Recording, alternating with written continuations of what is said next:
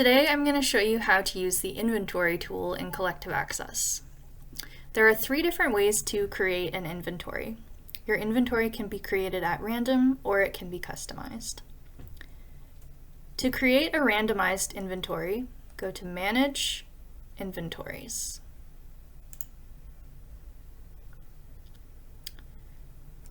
Click on the plus button to the right of Create New Inventory Containing Objects. This will open up the basic info page. Assign an inventory title to the inventory. An inventory code will automatically generate upon saving. Write a description of the inventory in the description field.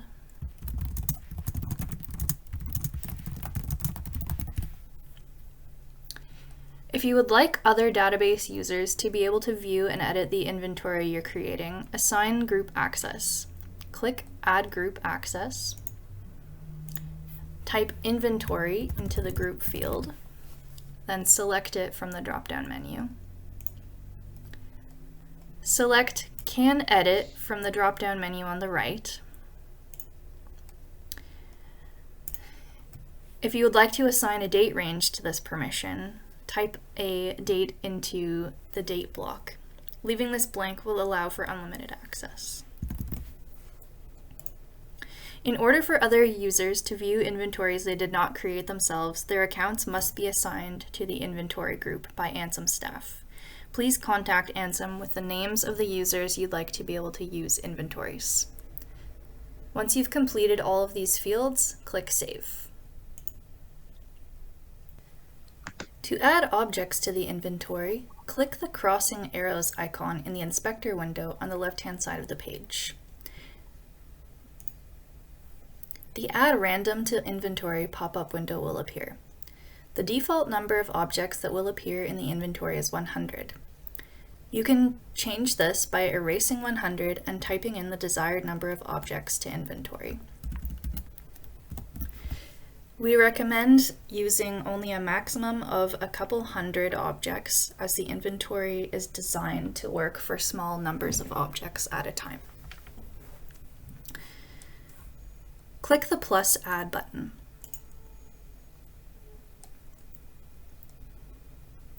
The inspector window will automatically refresh to reflect the change in the count of objects added to the inventory. You can add more random objects if necessary by repeating the previous steps. Note that this will add to the total count of objects, not replace the existing ones in the inventory list. To create a customized inventory, go to Find, Objects, Browse.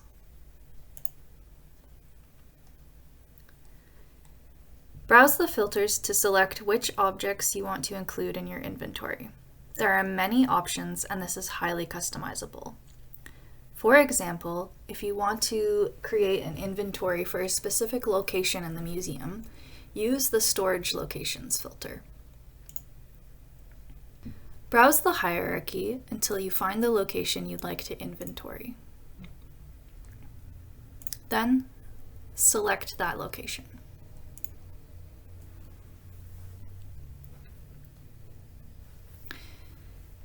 You can add more filters if you'd like. For example, if I want to inventory only objects that are accessible to public, I would also select the Access Statuses and Accessible to Public filter.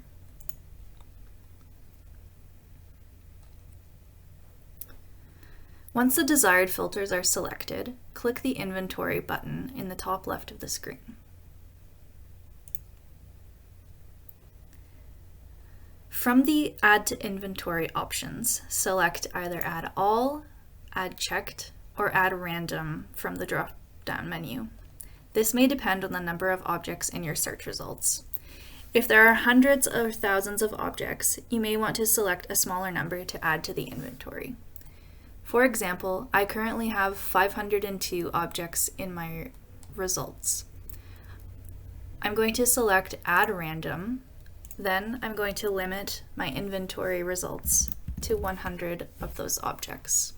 From the second drop-down menu, select an existing inventory name if you have already created one, or click Create Inventory under the drop-down menu. Enter the name of the new inventory into the field.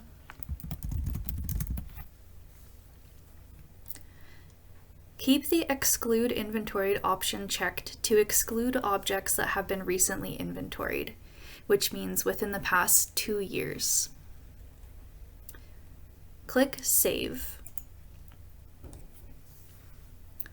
A pop-up will appear to tell you how many objects were added to the inventory and how many were excluded due to having been previously inventoried if applicable. Access the new inventory by going to Manage Inventories. Then select the inventory from the list by clicking the paper icon to the right of the inventory.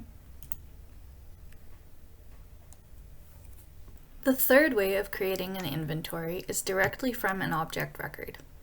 Access the record of an object you wish to include in an inventory, then go to the Administrative page.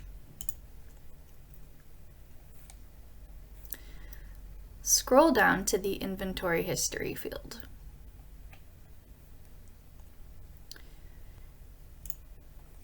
Begin typing the name of the new inventory into the blank field.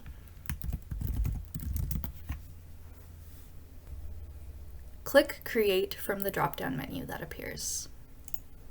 This will open the Quick Add Inventory screen. Fill in the details.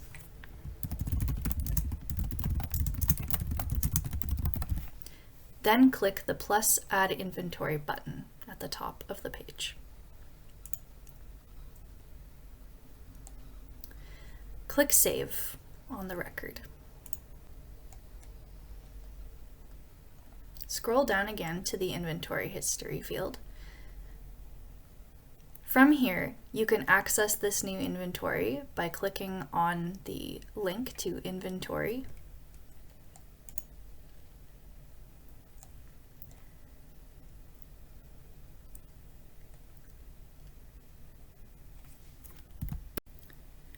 You can also edit the relationship an object has to its inventory by clicking the paperclip icon. Select the date that the object was inventoried. Select if it was found or not found. Type in who completed the inventory and enter any notes if applicable. Then click Save.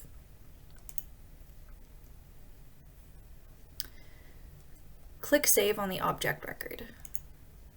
To access the list of objects to inventory, click the Inventory page.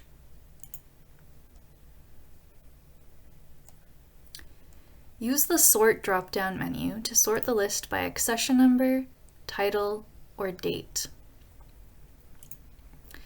Use the Filter search bar to type in a keyword to search for objects from within the inventory list.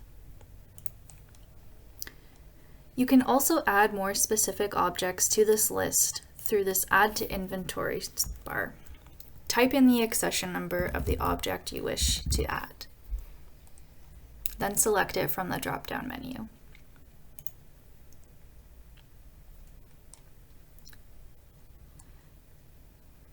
Click Save to refresh your list.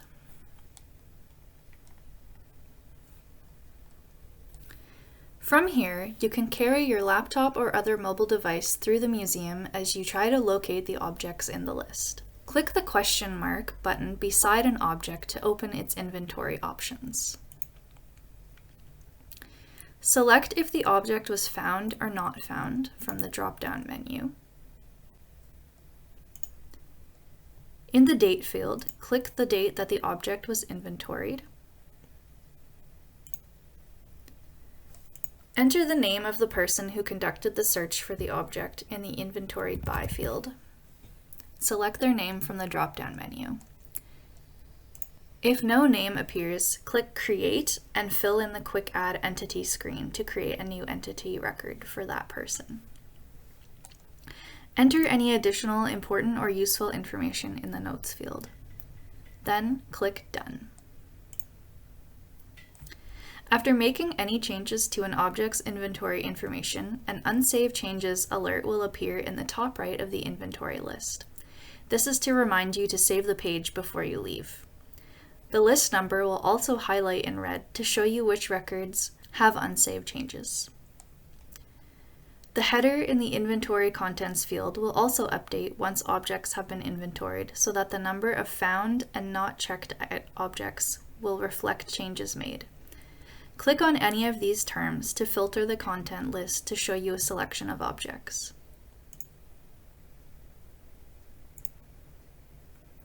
Click All to return to the full inventory list. To edit an object from an inventory list, click the title of the object. This will open the object record from within the inventory list. This allows you to make any changes to the record as you normally would in order to address any problems and update or fill in fields as needed.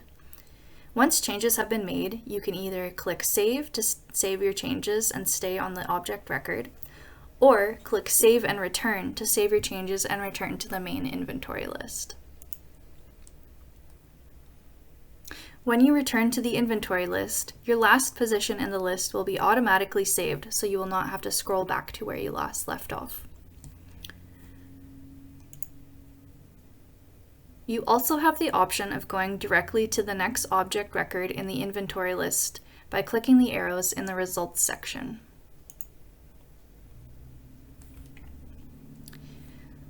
To return to the full inventory list without making any changes, click Results.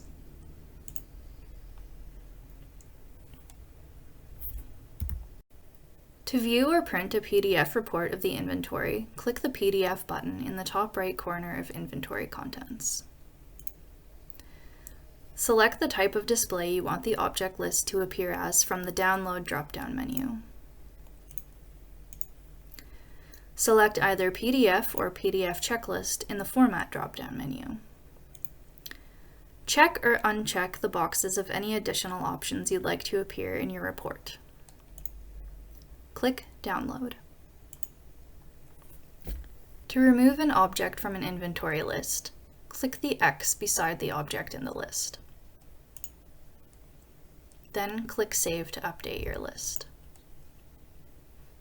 You can also remove an object from an inventory directly from the object record. Open the Administrative page on the object record. Then scroll down to the Inventory History field. Click the X beside the inventory name.